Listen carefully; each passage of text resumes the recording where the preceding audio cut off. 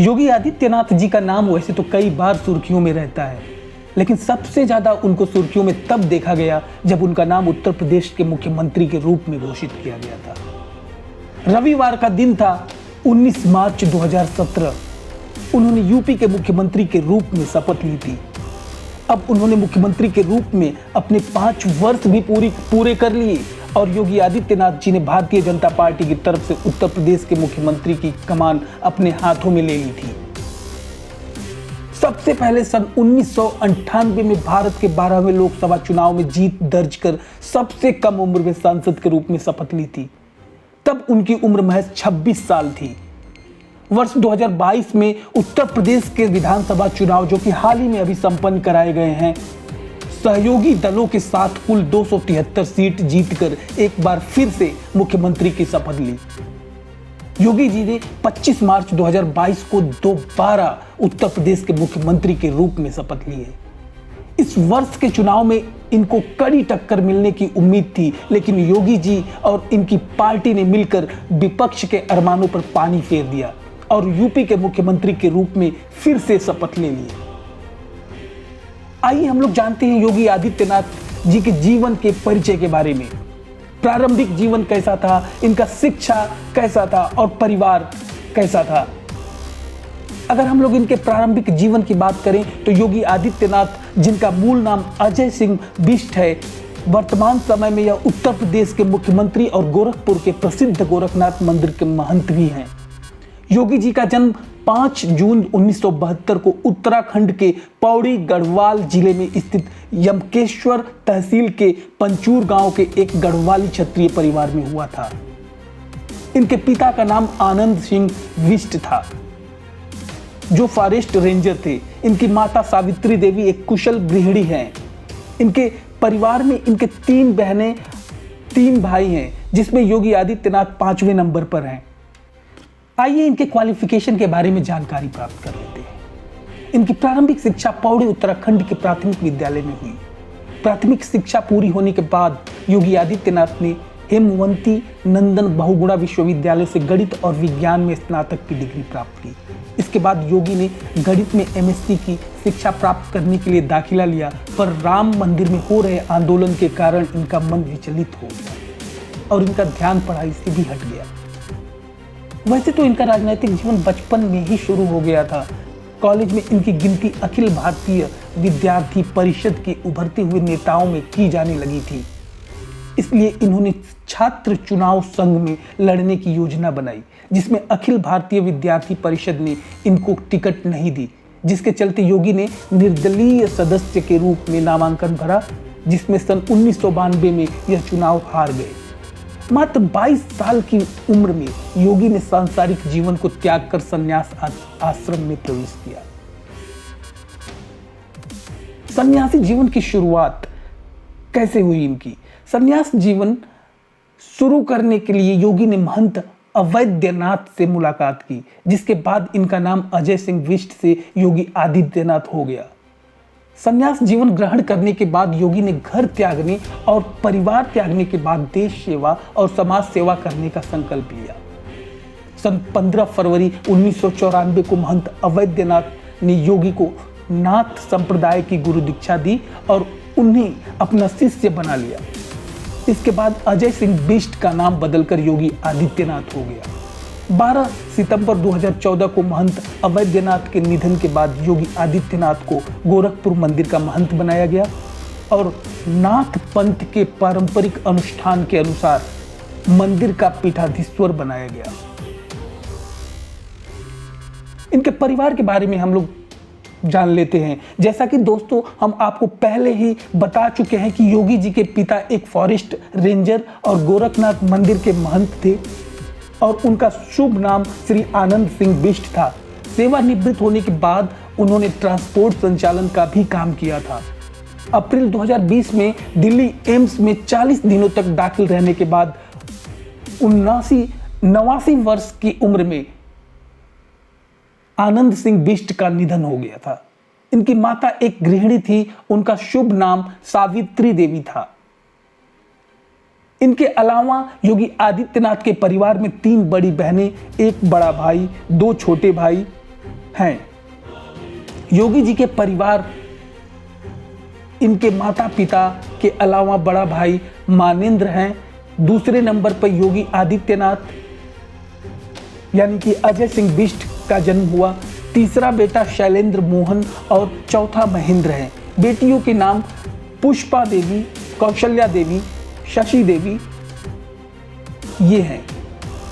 Yogi Adityanath biography, परिवार की जानकारी नीचे हम आपको बताने जा रहे हैं। जैसे कि उनके पिताजी का नाम आनंद सिंह बिष्ट मैंने पहले ही बता दिया है। माताजी का नाम सावित्री देवी, भाई का नाम महेंद्र सिंह बिष्ट एंड शैलेंद्र मोहन।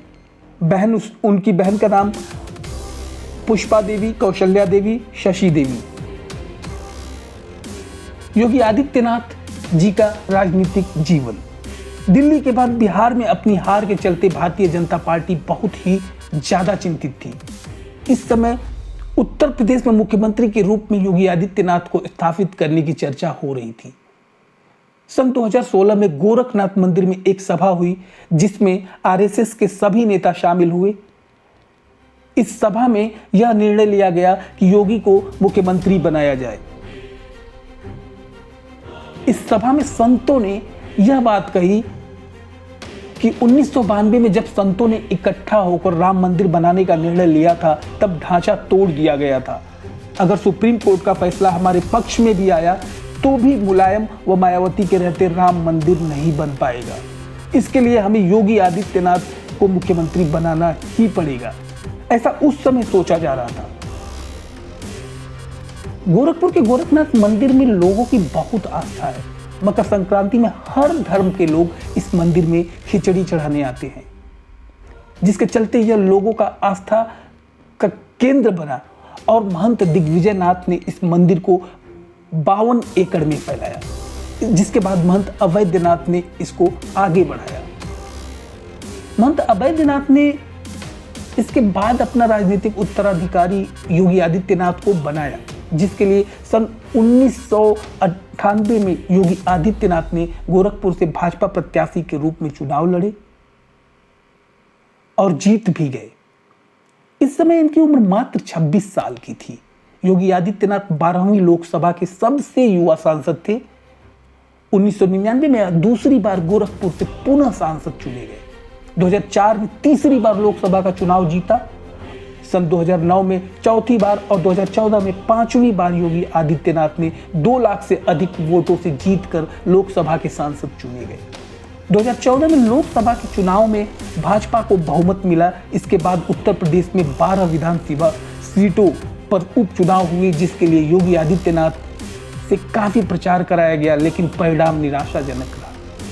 2017 में विधानसभा चुनाव में बीजेपी के राष्ट्रीय अध्यक्ष ने योगी आदित्यनाथ से पूरा प्रचार कराया, जिसके परिणाम स्वरूप 19 मार्च 2017 को उत्तर प्रदेश के बीजेपी विधायक दल की बैठक में योगी आदित्यनाथ को विधायक दल का नेता चुनकर मुख्यमंत्री पद का सौंपा गया। हिंदू युवा वाहिनी का गठन, योगी आदित्यनाथ ने निजी सेना के रूप में एक संगठन बनाया जिसका नाम हिंदू युवा वाहिनी संगठन है। इस संगठन की आधारशिला सन 2002 में रखी गई। इस संगठन का मुख्य कार्य ग्राम रक्षा दल के रूप में हिंदू विरोधी, राष्ट्रवादी और माओवादी गतिविधियों को नियंत्रित करना है। हिंदू युवा वाहिनी को के इन्हीं कामों को से गोरखपुर में शांति बढ़ने लगी है और वहीं दंगों की संख्या में भी कमी आने लगी है, जिससे गोरखपुर के लोगों का योगी आदित्यनाथ पर विश्वास बढ़ने लगा, जिसका परिणाम यह हुआ कि 2014 के चुनाव में 3 लाख से अधिक वोटों से जीते योगी आदित्यनाथ। आइए उनके दिनचर्या के बारे में बात कर लेते हैं। योगी आदित्यनाथ को जानवरों से बहुत ज्यादा प्यार है, खासकर गाय, कुत्ते, बिल्ली और बंदर से ज्यादा प्यार करते हैं। योगी आदित्यनाथ सुबह 4 बजे उठ जाते हैं। इसके बाद हठ योग करते हैं जो 2 घंटे तक चलता है। योगी गायों से बहुत प्यार करते हैं, जिसके कारण वह सुबह नाश्ता करने से पहले गायों को चारा खिलाते हैं और योगा और प्रार्थना करने के बाद गौशाला में गायों की सेवा करते हैं। आदित्यनाथ की संस्था सड़कों पर पड़े बीमार और घायल जानवरों को अपनी संस्था में लाकर उनका इलाज एवं सेवा करती है। आइए अब बात करते हैं कि योगी आदित्यनाथ कैसे कपड़े पहनते हैं। योगी जी का भगवा रंग का कुर्ता तो देखा ही होगा आप लोगों ने। यह कुर्ता नाखूनी सादा कुर्ता के नाम से मशहूर है। इसके पीछे एक कारण है, क्योंकि इस कुर्ते को सिलने के लिए दर्जी के नाखून बड़े होने चाहिए, तभी वह यह कुर्ता सिल सकता है। इसीलिए इसका नाम नाखूनी सादा कुर्ता पड़ा है। यह जानकारी योगी जी का कुर्ता सिलने वाले गोरखनाथ मंदिर कॉम्प्लेक्स के बुद्धिराम ने दी। बुद्धिराम के अनुसार इस कुर्ते की मांग बढ़ गई है। उन्होंने बताया कि योगी जी को गोल गले वाले कुर्ते ही पसंद है। आइए उनकी उपलब्धियों के बारे में बात कर लेते हैं। उत्तर प्रदेश के मुख्यमंत्री बनने के बाद योगी आदित्यनाथ ने बहुत सारे अहम फैसले लिए, जिसमें कि कुछ मुख्य फैसले हैं। सबसे पहले अवैध स्लॉटर हाउस को बंद कराया, एंटी रोमियो का अभियान चलाया, जिसके चलते महिलाओं में सुरक्षा की भावना बढ़ी। छोटे किसानों का कर्जा माफ किया। उत्तर प्रदेश में माफिया का सफाया कराया और अपराधियों की अवैध संपत्ति को सीज किया। राम जन्मभूमि मंदिर का निर्माण कराने में अहम भूमिका निभाई। दोस्तों, वीडियो को यहीं पे एंड करते हैं। ऐसे और वीडियो के लिए इस चैनल को सब्सक्राइब करें, इस वीडियो को लाइक करना ना भूलें और शेयर जरूर करें, ताकि और भी आपको वीडियो मिल सके इस तरह के। मिलते हैं अगले वीडियो में किसी नए फैक्ट के साथ। तब तक के लिए जय हिंद, वंदे मातरम।